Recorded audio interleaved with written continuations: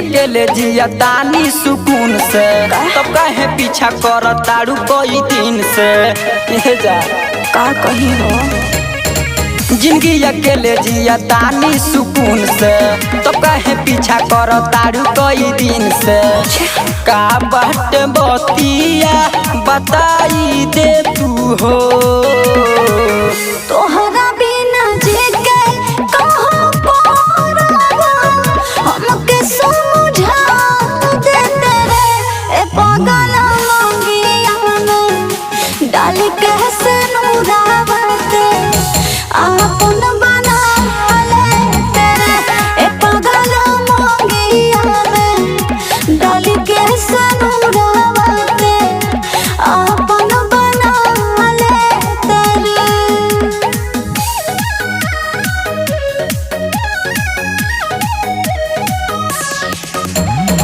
Music by Deepak Pataria.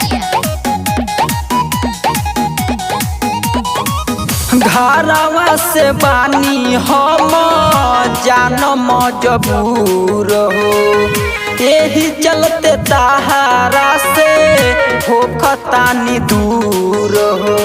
ये जान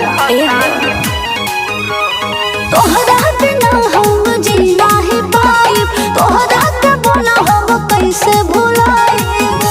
दिलवा के कसहू मनाई ले तू हो, तोहरा बिना जी के कहाँ पारवा, हमके समझा दे तेरे ए पागल मंगिया में डाल के सनूरावते आपन बना ले तेरे ए पागल मंगिया में डाल के सनूरावते आपन बना ले तेरे।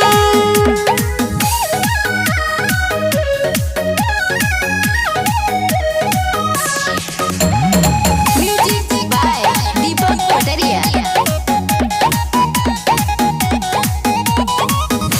किस्मत में लिखल नइखे हमनी के प्यार हो, अगला जन्म में तोहार करब इंतजार हो, करब इंतजार। सोना हो लालो रतन तो ऐसे न बोला, हमरा से तो मुहवा न मोड़ा।